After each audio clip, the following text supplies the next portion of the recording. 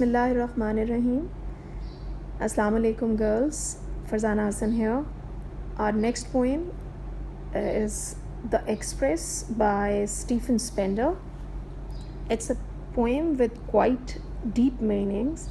It is not a simple poem because it symbolically and inwardly talks about the different economic and political changes which were happening at that time.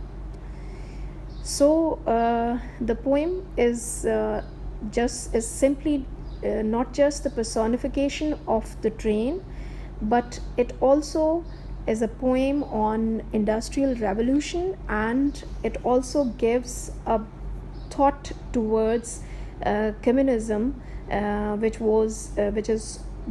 is called Russian Revolution, which happened in 1917, and the same revolution which was brought by communism, it happened in China later in 1949. So I'll start reading the lines and explain them. After the first powerful plain manifesto, the black statement of pistons, without more fuss but gliding like a queen, she leaves the station without bowing and with restrained unconcern. She passes the houses which humbly crowd outside the gaswork, and at last the heavy page of death printed by gravestones in the cemetery. Here, manifesto and statement are the words which actually symbolically present the Russian Revolution, which happened in 1917, and it was brought by communism. Now, I know that some of you are the students who are having civics as well, so you would be aware, but for the rest of the class, I'll explain that communism is a system of government where everything is owned by the government, right? You know, the individuals, they work, they contribute towards the state, and then they receive from the state according to their need and ability. So all the money and all the property is actually owned by the state. This philosophy was introduced by Karl Marx, and this philosophy took to storm the Soviet Union of 1917, and the Russian Revolution is it happened at that time. So manifesto is actually a statement that gives the policy of a system or of an organization, and here the poet, when he presents train, he wants to say that the train has finally started its journey, and how it becomes obvious. It becomes obvious through the smoke which goes up just like a black statement, and it gives the manifesto, it gives us a plan for the train to be on its way. And the pistons of the train, they put the engine to work, and the journey starts. So without creating any noise or any fuss, it is out on its journey. But the train, the express, looks just like a queen. It looks majestic, just like a queen, and leaves the station, and it doesn't give answers to the poor houses which are humbly bowing down in front of it, and the train remains reserved to everything that is happening on its way. You know, all the poor houses which seems to be banding in front of her, she doesn't give a bow to them, rather remaining reserved. She goes on by the gasworks, which is actually a gas station where the gas is manufactured, and then it goes by the cemetery, that is graveyard. The cemetery, which presents the heavy page of life. Obviously, it gives us the idea that the men who have, or the people who have are dead, are buried there, and their gravestones are having epitaph on them. So all their graves are headed by by such gravestones, and this cemetery is lying on the way of the train, but the train seems to be unaware of all these things which are looking at her, being in awe, you can say. Beyond the town there lies the open country, where gathering speed she acquires mystery, the luminous self-possession of ships on ocean. The train which started its journey in majestically now becomes a thing of mystery.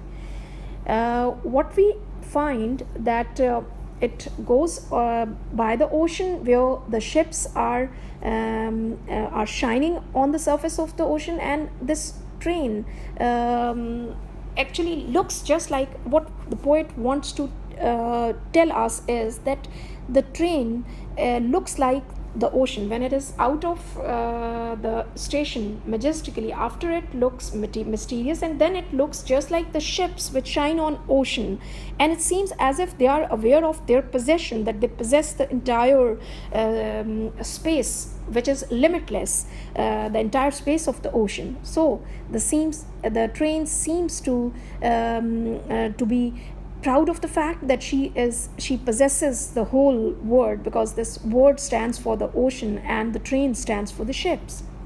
It is now she begins to sing, at first quite low, then loud, and at last with a jazzy madness. The song of her whistles, screaming the curves of deafening metal tunnels, breaks innumerable bolts. So now, by gathering speed, or through gathering speed, her noise, it gains a certain kind of balance into it, that it starts taking the shape of a composition or a song which is low at the beginning, then it becomes loud, and then it becomes mad, it becomes wilder, like a jazz band. Jazz music is European sort of music which gives a lot of excitement, ecstasy. It is wild. So the music of the train also gets wild with the passage of time, and its whistles can be heard on the corners of the tunnels, and the tunnels are you cannot hear anything while the train is passing through the tunnels, because the noise of it blocks every kind of other voice. And in spite of all that noise, its brakes, its bolts are and its wheels are working in a continuity. They are working automatically, as it is their routine underneath. Bolts are actually, it's a long pin which is screwed into a nut to fasten things together. So it's part of the machinery. And then the brakes of the train are there, which are working, and always light aerial underneath goes the elate meter of her wheels. So its wheels are working, and they move in their own light manner, and they give movement to the train that makes it happy. It looks excited, it looks cheerful in its movement. She plunges new eras of wild happiness, streaming through metal landscape on her lines. She plunges new eras of wild happiness, where speed throws up strange shapes, broad curves, and pedals clean like the steel of guns. So it goes on its metal track, which is its metal landscape. Actually, the train moves on its metal tracks, and it seems that it is gaining a new level of happiness along with its journey. It's becoming all the more happier while going on its journey. And in its speed, obviously, when the train travels, it passes through the track doesn't go straight. It sometimes it moves on turnings. Sometimes you can see different shapes into the body of the train because of the tracks, which is changing its directions, or changing its shape all the way. So the track, which is lying side by side, just like the steel of gun, the track, it is always there, going on its way. It never gets the two sides never get mingled to each other, rather they walk parallel to each other.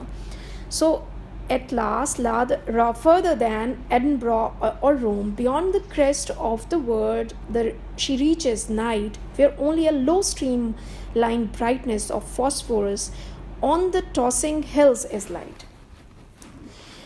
The journey of the train goes on, and it reaches, it goes out of England. It reaches Edinburgh, which is the capital of Scotland, and it goes it passes by Rome, and then it goes on towards the crest of the world, towards the even the higher places, towards the top of the world. And when it reaches those places, there is the time of night, so darkness everywhere, and then train gives light to the surroundings all around, just like phosphorus, which is a chemical that glows in the dark, it shines in the dark. So the light of the train is it falls on its surroundings, and when it falls on the hills, obviously the light of the train, it moves because the train is on movement. It is speedily going on its journey. So it seems as if the hills are tossing. Actually, the light of the train under its movement is also in movement. But when it falls on the hills, we feel like or the poet feels like as if the hills are also moving along the train. And actually it is only the train that is moving, and obviously the light it reflects is also moving. Like a comet through flame, she moves and she moves entranced, wrapped in her music. No bird song, nor bough, breaking with honey buds, shall ever equal. Entranced mean it is spellbound. Wrapped is also like feeling ecstatic. Bough is a branch. Actually, for the poet, the express, the train, which he has personified here, is much more beautiful than any other natural object. Like its song is, or it's what we call the noise, or the poet calls it a song. The song of the train is much more melodious. It's sweeter than the song of a bird. And sometimes the branches they crack down due to the weight of the birds which are having honey in them, right?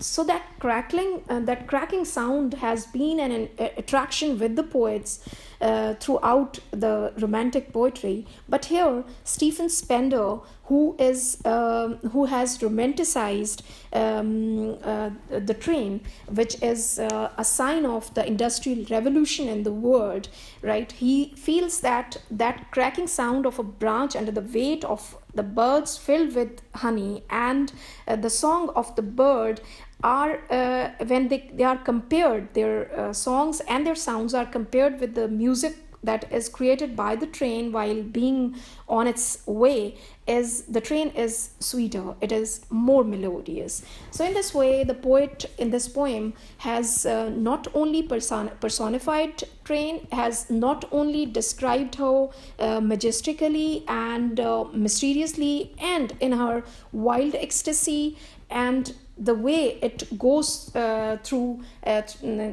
goes and travels through the world. He has also presented through the line, in between the lines, his feeling about the change in the world, which is being brought through industrial revolution and through through Russian revolution, or you can say through communism. And he feels that these changes will be better for the world. They are meant to help the humanity. And otherwise, we find that some of the poets were disappointed with the industrial revolution, but Stephen Spender praising the train so much for its beauty. He stands for industrial revolution, and he stands for communism. With this, we come to an end of the poem's explanation. Inshallah, give you some more points in the next lecture. Allah Hafiz.